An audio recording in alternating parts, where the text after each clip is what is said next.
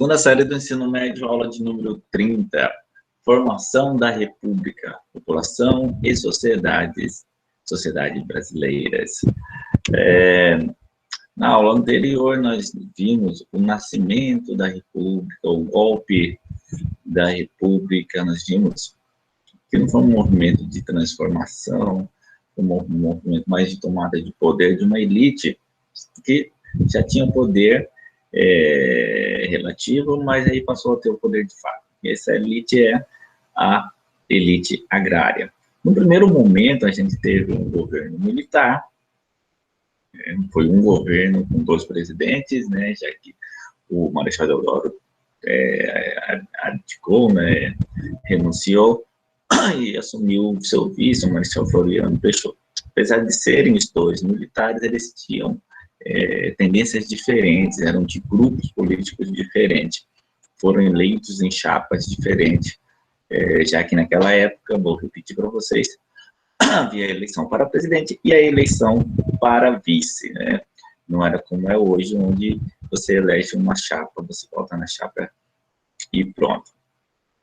E aí, nesse primeiro momento, vai ser bastante turbulento, o Marechal Deodoro vai querer governar como se fosse imperador, depois o Marechal Floriano vai vir com punho de aço também, vai reprimir as revoltas.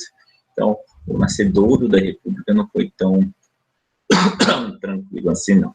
Aí nós vamos ter o início do governo civil, né? O primeiro presidente civil foi o Prudente de Moraes, cafeicultor, fazendeiro, e dentre, nesse período, né, na parte militar, a República da Espada sempre teve a revolta da Armada, e já aí na parte civil, nós vamos ter a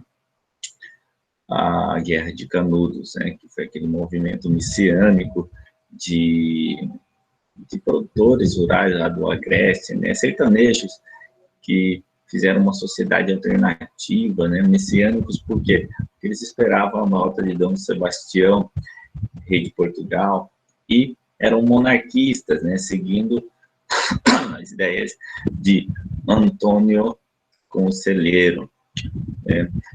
Foi um evento que teve como consequência a desmoralização do exército que tinha, né, vindo com toda a pompa depois da Guerra do Paraguai, né, fez com que o exército se tornasse protagonista, né,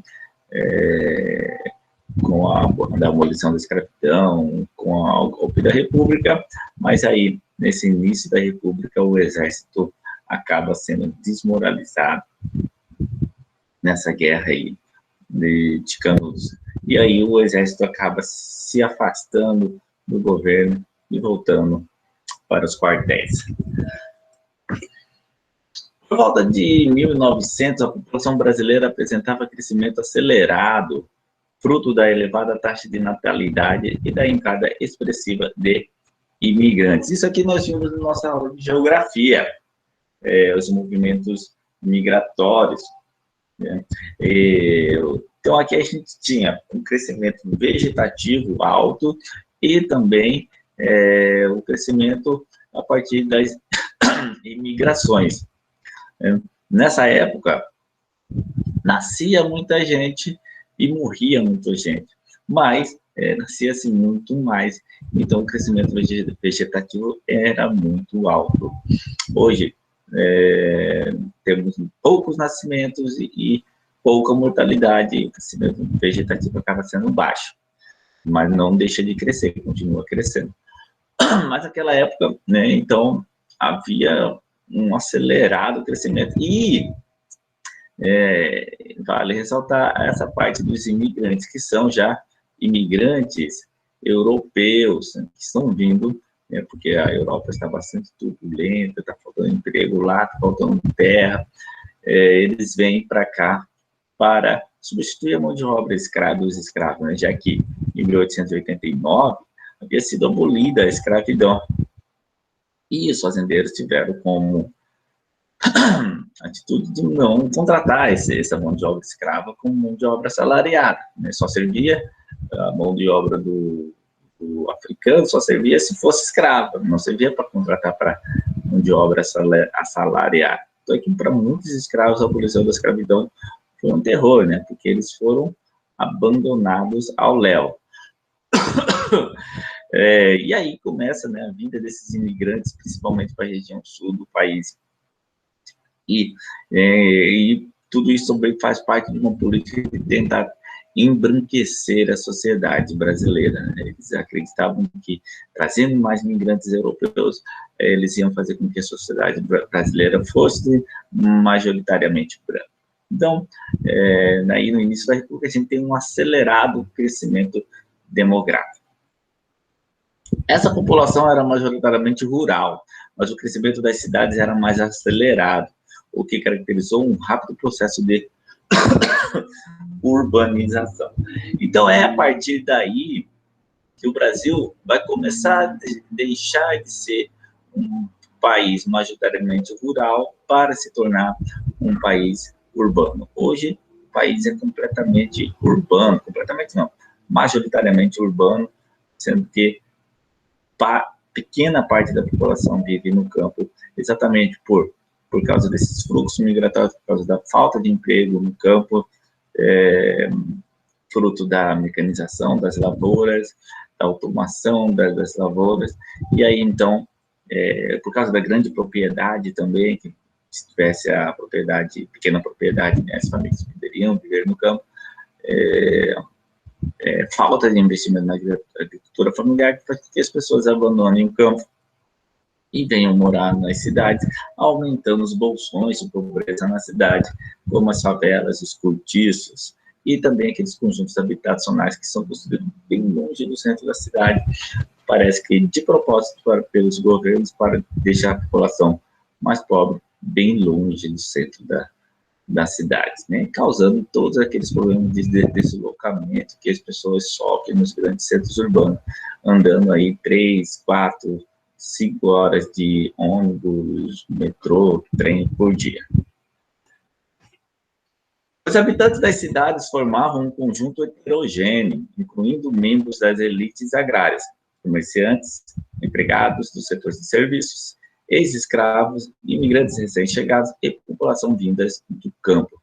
Então, a partir desse momento, a gente vai ter uma sociedade mais heterogênea, ou seja, com elementos diferentes, vários elementos. A sociedade canavieira, por exemplo, era extremamente pouco diversificada. Você tinha uma casa grande e senzala, tinha os escravos e tinha os senhores. Aí, no ciclo da mineração, a gente vai começar a ter uma transformação, vai ter que começar umas mudanças, vai ter que começar a ter esse setor intermediário maior. E aí, quando a gente chega já na República, você já tem uma sociedade bem heterogênea, aí já incluindo mais o elemento desses imigrantes. Então, nós temos aí ex-escravos, né? Já não temos mais aquele escravo, né? Mas os ex-escravos, né? Pessoas trabalhando no setor de serviços, né? E esses imigrantes recém-chegados. Particularmente difícil era a situação dos ex-escravos, marginalizados no mercado de trabalho no centro urbano. Então, isso aí que eu falei para vocês no slide anterior. Esses imigrantes recém-chegados vieram para substituir a mão de obra escrava, exatamente por quê? Por causa de todo esse conjunto de ideias que tinha a elite agrária brasileira, que via a mão de obra do negro africano válida como escravo, mas depois que acaba a escravidão, eles não querem mais a mão de obra dos ex-escravos. E aí eles ficam abandonados aí, sem ter emprego no campo, sem ter emprego na cidade.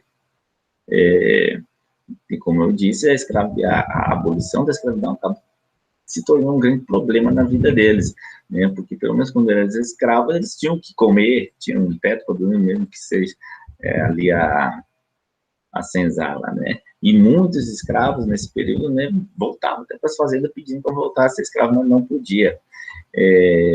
Então, isso mostra o quanto foi mal feita a abolição da escravidão.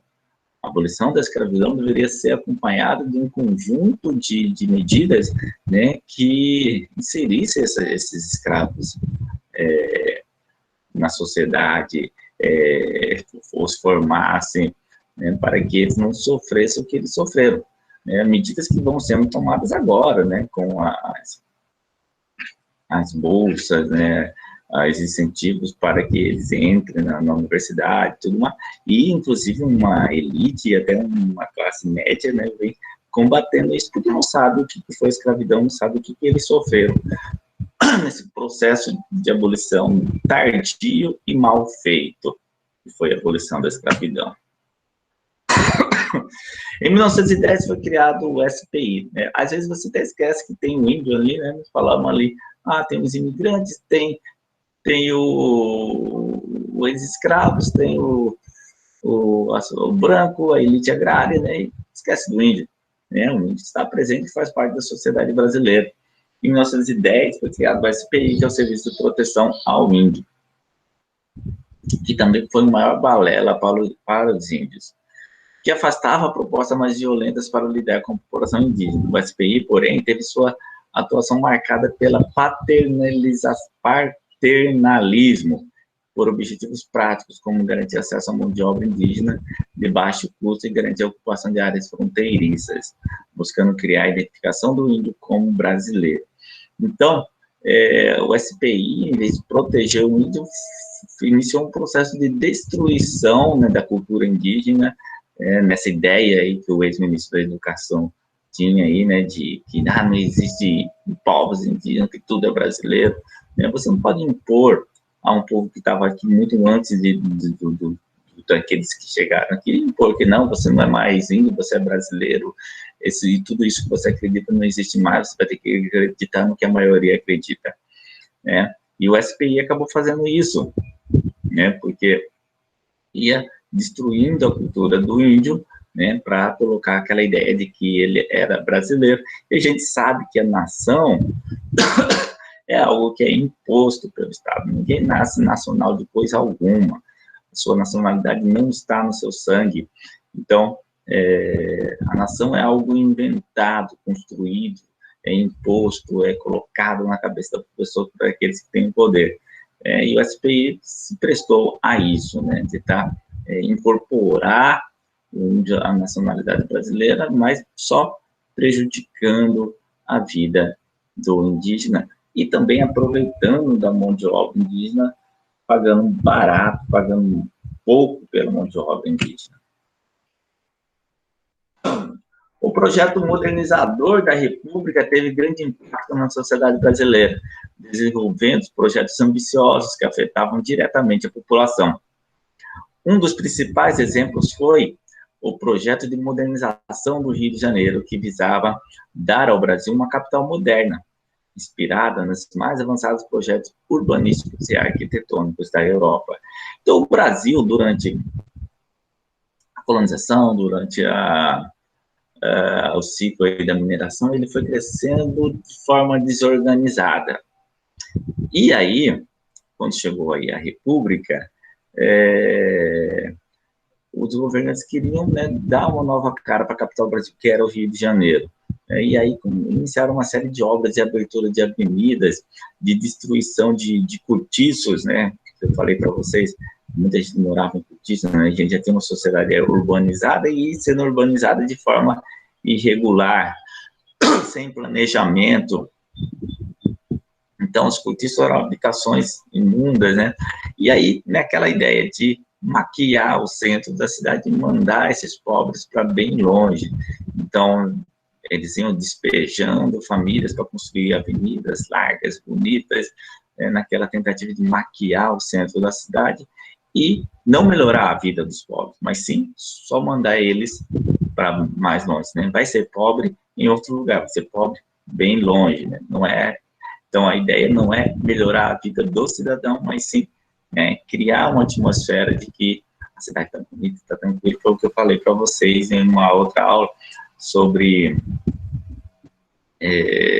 por exemplo, como Copa do Mundo. Copa do Mundo não transforma a vida da população, né?